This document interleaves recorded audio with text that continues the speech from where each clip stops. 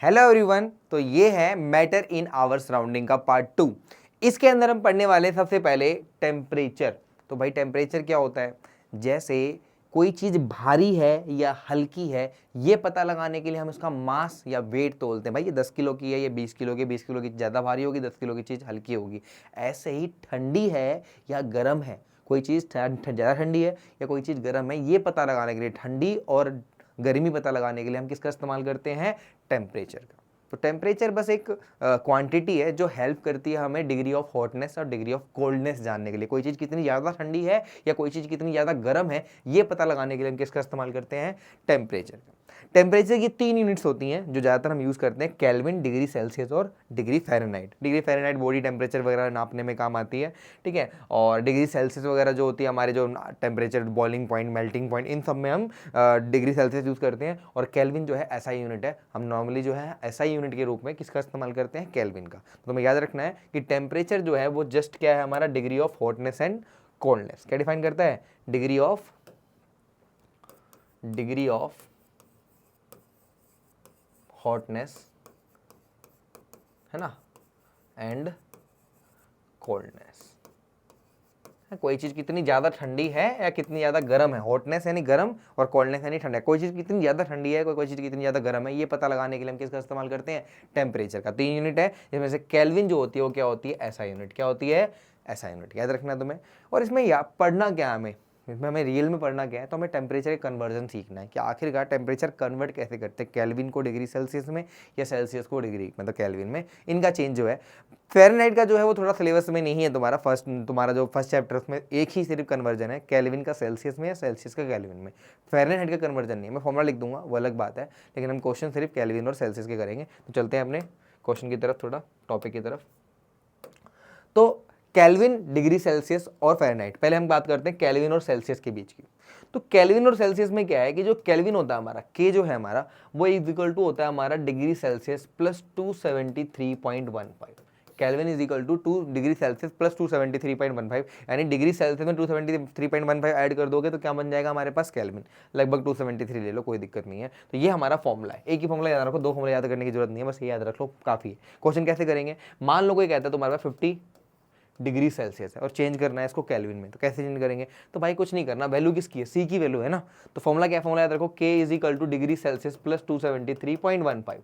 क्या करो? 50 दे रखा है सी की वैल्यू, डिग्री सेल्सियस सी की वैल्यू डाल दो, तो के की वैल्यू हो जाएगी हमारे पास 50 प्लस में 273.15 ऐड कर देंगे तो के की वैल्यू कितनी आ जाएगी हमारे पास? बोलो भाई। 3 और 12, 323.15 केल्विन, यानी टेम्परेचर 323.15 कितना आ गया हमारे पास? केल्विन। कहने का मतलब क्या है कि 50 डिग्री सेल्सियस जो होता है वो बराबर किसके होता है? 323.15 केल्विन के। क्लियर है भाई? आ गया समझ में? तो तुम्हें ध्यान रखना है कि केल्विन और डिग्री सेल्सियस को कन्वर्ट करने के लिए हम फॉर्मूला इस्तेमाल करेंगे के is equal two degree Celsius plus 273.15। उसके बाद जो ये है फ़ारेनहाइट, फ़ारेनहाइट का सेल्सियस का जो रिलेशन है वो क्या है हमारे पास? Degree Fahrenheit is equal to 9/5 degree Celsius plus में 32, प्लस में 32। ये फॉर्मूला है इसका। क्लियर है? तो एक बार सही से लिख दो इसको। तो फॉर्मूला जो है वो उसका क्या है? 9/5 डिग्री सेल्सियस प्लस में 32। तो ये हमारा फॉर्मूला है। हमें ज़्यादातर जो पेपर में क्वेश्चन आएंगे वो डिग्री सेल्सियस और केल्विन के आएंगे, तो तुम्हें इतना सोचने की जरूरत नहीं, बस यार कहीं पे लिख के छोड़ देना कि हाँ भाई डिग्री फ़ारेनहाइट का भी फॉर्मूला होता है। लेकिन हमें जो काम आने वाला फॉर्मूला है वो ये है, आपको याद रखना अच्छे से कि के बराबर डिग्री सेल्सियस प्लस 273.15 होता है। और के की वैल्यू दे रखी है तो के की जगह पुट करो, और सी की वैल्यू दे रखी है तो सी की जगह पुट कर दो। मान लो एक क्वेश्चन के का भी करके देख लेते हैं। मान लो केल्विन में टेम्परेचर दे रखा आपको 50 केल्विन, है ना, 50 केल्विन दे दिया। अब कन्वर्ट करने के लिए कह रहा भाई करो, कन्वर्ट करके दिखा दो। तो मैंने कहा भाई के इज इक्वल टू होता है डिग्री सेल्सियस प्लस 273.15, है ना भाई। तो इसको उठा के की वैल्यू कितनी है? 50 is equal two degree Celsius मान निकालना है 273.15, ये प्लस का जरा के माइनस का हो जाएगा। तो 50 minus 273.15 is equal two degree Celsius, minus कर देंगे आ जाएगा 223.15 डिग्री सेल्सियस। यानी कि जगह 50 केल्विन जो होता है बराबर किसके होता है? 223 डिग्री सेल्सियस के। 50 केल्विन बराबर 223 डिग्री सेल्सियस के होता है। क्लियर है भाई? तो यही कन्वर्जन तुम्हें सीखनी है, डिग्री सेल्सियस की केल्विन में और केल्विन की डिग्री सेल्सियस में, ध्यान रहे, ठीक है ना। चलते हैं अपने अगले टॉपिक में, नेक्स्ट टॉपिक पे चलते हैं। नेक्स्ट टॉपिक क्या है हमारा? अगला क्या है हमारा? States of matter. States of matter, देखो हमारे नेचर में जो मैटर वो किस किस स्टेट में पाया जाता है? तो मेन जो स्टेट है वो 3 है, सॉलिड, लिक्विड और गैस। लेकिन 2 और स्टेट्स है। Fourth state of matter plasma, थोड़ा बस इसके बारे में जानना है, थोड़ा सा पढ़ लेना है, बस ज़्यादा डीप में नहीं जाना, तो थोड़ा बहुत पढ़ लेना है। तो 5 स्टेट्स ऑफ मैटर टोटल है। पहली हमारी सॉलिड, दूसरी लिक्विड, तीसरी गैस जो हम सुनते आए आज तक, लेकिन चौथी होती है प्लाज्मा और पांचवी है बोस आइंस्टाइन कंडेंसेट। तो टोटल 5 स्टेट्स ऑफ मैटर होती है, ध्यान रखना है तुम्हें। ये टोटल 5 स्टेट ऑफ मैटर होती है। जनरल 3 होती है, सॉलिड, लिक्विड और गैस, और 2 और होती है। 4th स्टेट होती है प्लाज्मा और 5th स्टेट होती है बोस आइंस्टाइन कंडेंसेट। क्लियर है भाई? आगे ध्यान में तो चलते हैं, फटाफट जल्दी के बारे में जानते हैं क्या करेंगे करके। तो सॉलिड, लिक्विड, गैस तो तुम जानते हो। सॉलिड वो चीज़, सॉलिड का मतलब क्या है भाई, इसका शेप फिक्स है, इसका वॉल्यूम फिक्स है, इसका शेप भी फिक्स है, इसका वॉल्यूम भी फिक्स है, तो ये सॉलिड है। लिक्विड का वॉल्यूम तो फिक्स है, 1 लीटर पानी लिया तो 1 ही लीटर है वो पानी, वॉल्यूम फिक्स है। लेकिन लिक्विड का कोई शेप नहीं होता। आप बोतल गोल लोगे तो गोल शेप आ जाएगा, सिलेंड्रिकल शेप का मतलब अगर तुम उसको स्क्वायर शेप का लोगे या रेक्टेंगल शेप का लोगे तो वैसा शेप आ जाएगा, मतलब क्यूबिकल शेप लोगे आप या क्या कहते हैं क्यूबाइडल शेप लोगे तो वो उसी शेप का हो जाएगा, जिस शेप में उसको डालोगे उसी शेप का हो जाएगा। लिक्विड का कोई अपना शेप नहीं होता। तो भाई लिक्विड का वॉल्यूम तो फिक्स होता है लेकिन शेप फिक्स नहीं होता, शेप डेफिनेट नहीं होता। और गैस का दोनों ही नहीं होता, ना उसका वॉल्यूम फिक्स होता ना उसका शेप। वॉल्यूम कैसे भाई, तुम 1 लीटर गैस ले लो, 1 लीटर तुम दबाओगे वो आधा लीटर हो जाएगी, प्रेशर लगाओगे आधा लीटर हो जाएगी। तो गैस के बीच में गैस जो है हमारी एयर जो है उनके बीच में गैप ही इतना ज़्यादा होता है कि अगर आप प्रेशर अप्लाई करोगे वॉल्यूम अपना चेंज कर सकता है, वॉल्यूम बढ़ा भी सकता है और घटा भी सकता है। इसका मतलब वॉल्यूम उसका फिक्स नहीं है। लिक्विड और सॉलिड जो है वो लगभग इनकम्प्रेसिबल होते हैं, दबते नहीं है। इसी वजह से दोनों के दोनों जो है वो हमारे वॉल्यूम फिक्स होती है। लेकिन जो आपका सॉलिड है, जो आपका सॉरी गैस है, उस गैस का जो है वो कंप्रेस हो सकता है, इसी वजह से उसका वॉल्यूम फिक्स नहीं है। तो आपको याद रखना है सॉलिड का वॉल्यूम और शेप दोनों फिक्स है, लिक्विड का वॉल्यूम तो फिक्स है लेकिन शेप फिक्स नहीं है, और गैस का दोनों ही फिक्स नहीं है, ना वॉल्यूम फिक्स है ना आपका शेप फिक्स है। पहला तो आपको ये ध्यान रखना है। दूसरा, सॉलिड जो होता है उनके पार्टिकल के बीच में गैप्स कम होते हैं, लिक्विड के बीच में थोड़े से ज़्यादा होते हैं, सॉलिड से ज़्यादा होते हैं, गैस से कम होता है, और गैस के बीच में पार्टिकल बहुत ज़्यादा गैप होते हैं। फिर सॉलिड जो है उनके बीच में फोर्स ऑफ अट्रैक्शन पार्टिकल के बीच में बहुत ज़्यादा होता है, लिक्विड के बीच में फोर्स ऑफ अट्रैक्शन थोड़ा सा मीडियम होता है, और गैस के बीच में फोर्स ऑफ अट्रैक्शन पार्टिकल के बीच में बहुत कम होता है, लगभग ना के बराबर, इसलिए वो आराम से घूम पा रहे हैं, हमारे इजिली घूम पा रहे हैं। ठीक है, तो यही सारे मेन डिफरेंस है सॉलिड, लिक्विड और गैस के, है ना। तो मेन डिफरेंस तुम्हें पढ़ लेने, एक बार सारे डिफरेंस एक बार एक जगह देख लेते हैं क्या डिफरेंस है हमारे सॉलिड, लिक्विड और गैस के बीच में। तो क्या है हमारे पास, ये सारे डिफरेंस एक साथ लिखे हुए हैं। भाई शेप कैसे होते हैं भाई, सॉलिड की शेप डेफिनेट है, फिक्स है। लिक्विड की शेप भी फिक्स होती है, लिक्विड की जो शेप है वो डेफिनेट नहीं है, इनडेफिनिट है। सॉरी ये गलती से लिखा हुआ है तो ठीक कर लेते हैं, इनडेफिनिट नहीं है भाई, लिक्विड की शेप इनडेफिनिट नहीं है, क्या है, इनडेफिनिट, है ना। ये भी क्या है, इनडेफिनिट, है ना। तो लिक्विड है हमारा, सॉलिड जो है, सॉलिड की शेप तो फिक्स है, लिक्विड की शेप फिक्स नहीं है, गैस की शेप फिक्स नहीं है। अगला वॉल्यूम जो है हमारे पास, तो अच्छा ये चीज़ ऊपर नीचे कर रखी है, शेप जो है वो नीचे होना चाहिए और वॉल्यूम ऊपर होना चाहिए, वो गड़बड़ कर रखी है, थोड़ा सा हम ठीक कर लेते हैं। तो ये जो है हमारा, इसको हम वॉल्यूम कर देते हैं, ठीक है, इसको हम शेप कर देते हैं, ये शेप है हमारा, ठीक है। और वॉल्यूम जो है हमारे पास, वॉल्यूम जो होती है सॉलिड की फिक्स होती है, डेफिनेट होती है, लिक्विड की डेफिनेट होती है, लेकिन गैस की डेफिनेट नहीं होती, इनडेफिनिट होती है ना। नॉट डेफिनेट लिख देना, इनडेफिनेट लिख देना, डेफिनेट नहीं होती है। और शेप जो हमारा शेप है सॉलिड का वो डेफिनेट है, लेकिन लिक्विड जो है जिस कंटेनर में डालोगे उसी का शेप ले लेगा, और ऐसे ही गैस भी जिस कंटेनर में डालोगे उसी का शेप ले लेगा, अपनी शेप उसकी फिक्स नहीं है। उसके बाद कंप्रेसिबिलिटी, भाई सॉलिड तो ना के बराबर कंप्रेसिबल होते ही नहीं, कंप्रेस, लिक्विड भी ना के बराबर ही होते हैं, और gas compressible, highly compressible, gas के बीच में गैप, पार्टिकल के बीच में गैप बहुत ज़्यादा होता है, जिसकी वजह से वो ईजिली कंप्रेसिबल होते हैं, आराम से दब जाते हैं। ठीक है, फ्लूइडिटी का मतलब मूव करना, तो भाई सॉलिड अपने आप तो मूव नहीं करते भाई, ये सॉलिड ऐसे ही पड़ा रहेगा, घेर दिए तो ऐसे कैसा पड़े रहेगा, लेकिन लिक्विड को ऐसे नहीं रख सकते, वो तो फैल जाएगा, वो तो मूव कर जाएगा। तो फ्लूइडिटी जो होती है वो किसमें होती है, हमारे लिक्विड और गैस में। सॉलिड में कोई फ्लूइडिटी नहीं, उसमें रिजिडिटी होती है। क्या होती है, रिजिडिटी, वो रिजिड होता है हमारा, वो फ्लूइडिटी नहीं होती। तो रिजिडिटी ये हाईली रिजिड है, ये लेस रिजिड है लिक्विड, और ये तो रिजिड होता ही नहीं है, ठीक है ना। उसके बाद डिफ्यूजन, तो सबसे फास्ट डिफ्यूजन कौन करता है, गैस, बहुत तेजी, दो चीज़ें गैस ले लो, ये गैस, ए गैस और गैस तुरंत मिक्स हो जाएगा आपस में, तो गैस की डिफ्यूजन बहुत फास्ट आती है। लेकिन लिक्विड की और लिक्विड की डिफ्यूजन थोड़ी स्लो होती है, लेकिन जो सॉलिड है उसकी तो लगभग ना के बराबर, जल्दी डिफ्यूजन करता ही नहीं। सॉलिड में डिफ्यूजन बहुत धीरे होती है, क्योंकि पार्टिकल मोशन कम करते हैं। तो भाई सॉलिड के पार्टिकल कम मोशन करते हैं, इसलिए डिफ्यूजन धीरे होती है। लिक्विड के पार्टिकल थोड़े से ज़्यादा मोशन करते हैं, डिफ्यूजन हो जाती है, और गैस के पार्टिकल बहुत ज़्यादा तेजी से मोशन करते हैं, इसलिए डिफ्यूजन बहुत फास्ट होती है। ध्यान रखना है तुम्हें, ठीक है ना, ये क्लियर है। इसके बाद स्पेस बिटवीन पार्टिकल, तो आपका जो सॉलिड है, सॉलिड के बीच में पार्टिकल का स्पेस जो है हमारे पास वो ना के बराबर है, लिक्विड के बीच में पार्टिकल के बीच में है अच्छा खासा गैप है, और गैस के बीच में तो बहुत ज़्यादा गैप है ना। लिक्विड के बीच में होता तभी तो चीनी घुल पाती है हमारी इजली। और इंटर पार्टिकल फोर्स जो है भाई सॉलिड जो है वो बहुत हाई है, डेफिनेट है, लिक्विड के बीच में भाई थोड़ा सा स्लाइटली कम होती है और गैस के बीच में ना के बराबर होती है फोर्स ऑफ अट्रैक्शन। तो ये डिफरेंस है सारा का सारा सॉलिड, लिक्विड और गैस। और ये पेपर में क्वेश्चन आ जाता है डिफरेंशिएट बिटवीन सॉलिड, लिक्विड और गैस। कम से कम 5 पॉइंट तुम्हें ध्यान रखने। तो ऐसे देखो पार्टिकल के नेचर से ही पता लग जाएंगे। पहला तो ये हो गया कि शेप का और वॉल्यूम का याद रखो, पहला पॉइंट। दूसरा पॉइंट याद कर लो तुम उसका फोर्स ऑफ अट्रैक्शन का। तीसरा पॉइंट याद कर लो उनके बीच में स्पेस जो होता है, तीसरा पॉइंट स्पेस का हो जाएगा। चौथा पॉइंट जो हो जाएगा हमारे पास वो डिफ्यूजन का याद कर लो, कौन डिफ्यूजन फास्ट करता है कौन स्लो करता है ना। और पांचवा पॉइंट याद कर लो कंप्रेसिबिलिटी या फ्लूइडिटी, जो तुम्हें अच्छा लगे। कौन से 5 पॉइंट याद कर लो, बहुत है, बहुत ज़्यादा है, कोई दिक्कत नहीं है, 5 पॉइंट से ज़्यादा याद करने की जरूरत नहीं है, ये तुम्हें पता होना चाहिए, ठीक है ना। चलते हैं अपने दो स्टेट, अगले जो 2 स्टेट ऑफ मैटर उसके बारे में जान लेते हैं। Plasma, 5th state of matter जो है हमारे पास वो प्लाज्मा है। और प्लाज्मा का मतलब क्या है, देखो जब आप गैस को और भी ज़्यादा गर्म करते हो ना तो गैस आयन में कन्वर्ट हो जाता है।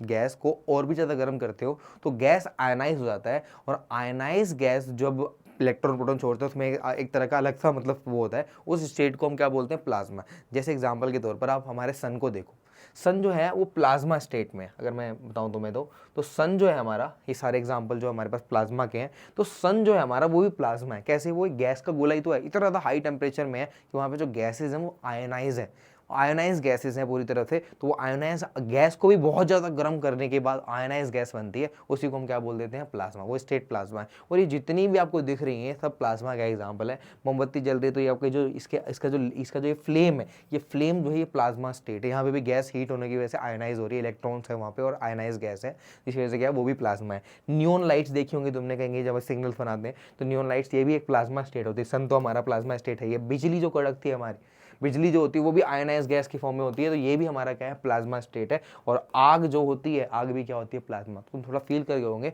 तो जो एक अलग सा जो हमारा वो क्या कहते हैं आग है या बिजली जो कड़कती है हमारी, जो बिजली की स्पार्क होती है, ये सब के सब प्लाज्मा स्टेट में होती है। क्योंकि यहाँ पे सब क्या होता है, गैस और ज़्यादा हाईली हीट होती है और आयनाइज होती है। तो ये एक अलग स्टेट है जिसको हम क्या बोलते हैं, प्लाज्मा। क्या बोलते हैं, plasma. 4th state of matter. ध्यान रखना तुम्हें कि सन हो गया हमारा, आग हो गया या बिजली हो गई, ये सब की स्टेट में आती है 5th state of matter, 4th state of matter में। क्लियर। लास्ट जो है वो इतनी अच्छी तरीके से, मतलब देखो वो तो बहुत ज़्यादा मतलब समझ लो कि एडवांस है बहुत ज़्यादा, बस इतना थोड़ा सा समझो इसको कि Bose Einstein condensate 5th state of matter है। इसको खोजा था हमारे सत्येंद्र नाथ बोस जो हमारे इंडियन साइंटिस्ट है, और साथ में एल्बर्ट आइंस्टाइन ने मिलकर इसके लिए इस स्टेट का नाम क्या पड़ गया, कहना पड़ गया बोस आइंस्टाइन। बोस हमारे सत्येंद्रनाथ बोस जो है उनके नाम पे, और एल्बर्ट आइंस्टाइन का जो आइंस्टाइन है उसके, तो बोस आइंस्टाइन कंडेंसेट नाम पड़ा। ये कैसे होता है, इन्होंने बोला कि जब बहुत ज़्यादा हल्की गैस अगर तुम लेते हो, बहुत हल्की गैस लेते हो, उस हल्की गैस को तुम क्या करते हो, बहुत ज़्यादा क्या करते हो, उसको लो टेम्परेचर में ले जाते हो, लगभग एब्सोल्यूट जीरो। दुनिया का सबसे लो टेम्परेचर एब्सोल्यूट जीरो होता है, 0 केल्विन जिसको बोलते हो। लगभग आप 0 केल्विन की तरफ लेके जाते हो तो पार्टिकल बिल्कुल एक दूसरे के अंदर समा जाते हैं। तो जो अलग अलग पार्टिकल थे, अगर आप गैस को देखो तो गैस के हर पार्टिकल का अपना एक बिहेवियर होता है, अपना अलग अलग अपना वो होता है। लेकिन जब तुम ठंडा करोगे ना, ये पूरा का पूरा मिक्स होके एक पार्टिकल की, एक सुपर पार्टिकल की तरह बिहेव करने लग जाएगा। ठंडा करने के वजह से पार्टिकल पास आएंगे और इतना ज्यादा ठंडा कर दिया कि सारे पार्टिकल चिपक के एक दूसरे के अंदर घुस गए और एक सुपर पार्टिकल की तरह बिहेव करने लगे। तो इस स्टेट को हम क्या बोलते हैं, बोस आइंस्टाइन कंडेंसेट। एक सिंगल पार्टिकल सिंगल पावर की तरह बिहेव करेगा वो हमारा। तो इससे हाईली पावरफुल लेजर बीम या हमारे सुपर कंप्यूटर आगे चल के जो बनेंगे वो इस पे चलेंगे। मतलब एक तरह से बहुत फ्यूचरिस्टिक समझ लो एक तरीके से, ये आपका क्या कॉन्सेप्ट है। आगे चल के बहुत हम इसका इस्तेमाल करेंगे। आज बहुत सारा मतलब इस पर रिसर्च बहुत सारे रिसर्च भी हुए हैं और हो रहे हैं आगे चल के, जो मतलब काम आएंगे हमारे टॉपिक ना। तो ज़्यादा हमें इसमें डीपली नहीं पढ़ना, बस इतना ध्यान रखना कि जब किसी गैस को और ही ठंडा करते करते लिक्विड बन गया, सॉलिड बन गया, और इतना ज़्यादा ठंडा कर देते हैं कि पार्टिकल एक दूसरे के अंदर समा के एक सिंगल पार्टिकल बन जाता है, उसी को क्या बोलते हैं, बोस आइंस्टाइन कंडेंसेट। थोड़ा समझाने के लिए तुम ये समझो कि देखो सॉलिड, लिक्विड और गैस, ये तुम जानते हो, सॉलिड, लिक्विड और गैस तो तुम जानते हो, है ना। सॉलिड को गर्म करते हैं, मान लो बर्फ लिया, बर्फ को तुम गर्म कर रहे हो तो क्या बन जाएगा, लिक्विड बन जाएगा। हीट करने पर ये बनता है हमारा, है ना। और कूल करने पर वापस क्या बन जाएगा हमारा, कूल करने पर सॉलिड बन जाता है ना। लिक्विड को गर्म करते हैं तो क्या बन जाता है, गैस बन जाता है। और इसको ठंडा करते हैं तो क्या, कूल करते हैं तो क्या बन जाता है, गैस को कूल करते हैं तो लिक्विड बन जाता है। लेकिन तुम सॉलिड को भी और ज़्यादा, मतलब गैस लिया तुमने, उसको बहुत ज़्यादा कंप्रेस करके सॉलिड से भी ज़्यादा ऊपर लेके चले गए और भी ठंडा कर दिया, सॉलिड के हिसाब से और भी ठंडा कर दिया उसको, और भी कूल कर दिया, तो बनता है बोस आइंस्टाइन कंडेंसेट। और जब तुम गैस को और भी ज्यादा गर्म करते हो, गैस को और ज्यादा हीट करते हो, तो आयनाइज गैस बनती है, इसको हम प्लाज्मा बोलते हैं। क्या बोलते हैं, प्लाज्मा। तो 4th जो स्टेट है वो इस साइड है, प्लाज्मा। और 5th स्टेट सॉलिड, सॉलिड से भी कहाँ है, पीछे, ये सुपर पार्टिकल की तरह बिहेव करती है। तो बोस आइंस्टाइन कंडेंसेट हमारी इस साइड आती है। तुम्हें इतना ध्यान रखना है कि बोस आइंस्टाइन कंडेंसेट जो है वो गैस को बहुत बहुत ज़्यादा ठंडा करने पर एक स्टेट बनती है जहाँ सारे पार्टिकल मिलकर एक पार्टिकल बन जाते हैं, एक सुपर पार्टिकल की तरह बिहेव करते हैं। इसी स्टेट को हम बोस आइंस्टाइन कंडेंसेट कहते हैं। इससे ज़्यादा पढ़ने की जरूरत नहीं है। क्लियर है भाई? तो हमने पांचों स्टेट ऑफ मैटर देख लिए, हमने देख लिया कि सॉलिड, लिक्विड और गैस में क्या डिफरेंस होता है। अब थोड़ा सा हम आगे चलते हैं, कुछ क्वेश्चन कर लेते हैं इस टॉपिक के, ताकि ये कॉन्सेप्ट में थोड़ा अच्छे से आ जाए। What is kelvin equivalent 25 degree से, 25 डिग्री सेल्सियस कितने के बराबर होगा? ठीक है भाई, अभी मैंने करा कि केल्विन बराबर होता है डिग्री सेल्सियस प्लस 273.15। 0.15 लगाओ ना लगाओ कोई फर्क नहीं पड़ता, एक एवरेज वैल्यू है। के की वैल्यू क्या हमारे पास, के की वैल्यू दे रखी, के की वैल्यू निकालनी है मुझे। सी की वैल्यू कितनी है 25 डिग्री सेल्सियस प्लस में 273.15, तो के की वैल्यू हो जाएगी हमारे पास 25 ऐड कर देंगे तो कितना जाएगा 5 और 7 9 298.15। 15 ना भी लगाओ तो कोई दिक्कत नहीं, के की वैल्यू क्या जाएगी 298 केल्विन, यानी 25 डिग्री सेल्सियस बराबर किसके होता है 298 केल्विन के, 298 केल्विन के बराबर होता है। तो 0.15 एक प्योर वैल्यू है। तुम चाहो तो इसको एक अप्रॉक्स जो तुम्हारे 9th में फॉर्मूला चलता है वो क्या चलता है, के is equal two degree Celsius plus 273, तुम ये अप्लाई कर सकते हो, कोई दिक्कत नहीं। लेकिन परफेक्ट वैल्यू जो होती है 0.15 होती है। आगे चल के फॉर्मूला 0.15 भी लगाना पड़ेगा आपको ना। क्लियर है? तो अभी तुम्हारे 9th में चल जाएगा इतना कि 273 लिख के दो, कोई दिक्कत नहीं है। क्लियर है? कुछ क्वेश्चन और देखते हैं इसके। नेक्स्ट क्वेश्चन क्या है हमारे पास, which of the following has definite shape and volume, इनमें से किसका शेप और वॉल्यूम फिक्स होता है? शेप और वॉल्यूम फिक्स तो भाई सॉलिड का ही हो सकता है, सिर्फ बस सॉलिड का शेप भी फिक्स होता है और वॉल्यूम भी फिक्स होता है। आंसर क्या हो जाएगा हमारे पास ए। चलते हैं नेक्स्ट अगले क्वेश्चन पे। What is the Celsius equivalent to 310 kelvin? 310 kelvin कितने डिग्री सेल्सियस के बराबर होगा? ठीक है भाई, के बराबर अभी पढ़ा डिग्री सेल्सियस प्लस 273, 0.15 मत लगाओ कोई दिक्कत नहीं, चल जाएगा। के की वैल्यू कितनी है 310 is equal two degree Celsius plus 273, plus के इधर आके माइनस हो जाएगा, 310 माइनस में 273 इज डिग्री सेल्सियस कितना आ जाएगा, माइनस कर दो, 7 3 10 और 7 3 10 है ना, और 2 1 0 37 आ गया मतलब, तो 37 डिग्री सेल्सियस, यानी कि 37 डिग्री सेल्सियस बराबर किसके होता है हमारे पास 310 केल्विन की, 37 डिग्री सेल्सियस। तो आंसर आ गया 37, जो हमारा बॉडी टेम्परेचर होता है 37 डिग्री सेल्सियस। क्लियर है भाई? तो आंसर आ गया 37 डिग्री सेल्सियस, यानी ये आंसर है इसका। नेक्स्ट चलते हैं अगले पार्ट में। अगला क्वेश्चन क्या है हमारे पास, which of the following will have the highest rate of diffusion, सबसे फास्ट डिफ्यूजन कौन करता है? तो आपको पता है भाई, सॉलिड की डिफ्यूजन तो ना के बराबर होती है क्योंकि पार्टिकल कम मोशन करते हैं, लिक्विड की डिफ्यूजन थोड़ी तेज होती है क्योंकि पार्टिकल मोशन करते हैं, और गैस के तो सबसे ज्यादा तेज मोशन करते हैं। जिसके पार्टिकल सबसे तेज मोशन करते हैं डिफ्यूजन सबसे फास्ट उसी की होती है। सबसे फास्ट किसके मोशन करते हैं? गैस के, तो यानी गैस का डिफ्यूजन सबसे फास्ट होगा। तो आंसर क्या हो जाएगा हमारे पास सी, सबसे फास्ट डिफ्यूजन क्या होगी हमारी गैस में होगी। क्लियर है? Convert -100 degree Celsius into kelvin, तो -100 डिग्री सेल्सियस केल्विन कैसे चेंज करेंगे? फॉर्मूला पढ़ ही रखा है, के is equal two degree Celsius plus 273, बार बार देख के तो याद ही हो गया होगा। के की वैल्यू पता नहीं मुझे, सी की वैल्यू कितनी है -100 प्लस में 273, भाई एक प्लस में एक माइनस में माइनस हो जाएगी, आंसर आ जाएगा 173, यानी 173 केल्विन बराबर होता है हमारे पास -100 डिग्री सेल्सियस के। ठीक है ना, ईजी है, बिल्कुल बिल्कुल ईजी है। ठीक है भाई, और चलते हैं और देखते हैं कुछ क्वेश्चन है तो। Convert 273 kelvin to Celsius, 273 kelvin को सेल्सियस में चेंज करना। ठीक है भाई, तो मुझे पता है कि डिग्री सेल्सियस के बराबर होता है डिग्री सेल्सियस प्लस में 273, के की वैल्यू दे रखी है 273 is equal two degree Celsius plus में 273, प्लस का जरा के माइनस हो जाएगा, 273 माइनस में 273 is equal two degree Celsius, तो क्या आ जाएगा हमारे पास 0 डिग्री सेल्सियस। 0 डिग्री सेल्सियस बराबर किसका होता है 273 केल्विन के, 0 डिग्री सेल्सियस आंसर है इसका। ठीक है भाई, नेक्स्ट चलते हैं अगले क्वेश्चन पे। A temperature is measured as 350 kelvin, एक टेम्परेचर है 350 केल्विन में मेजर करा।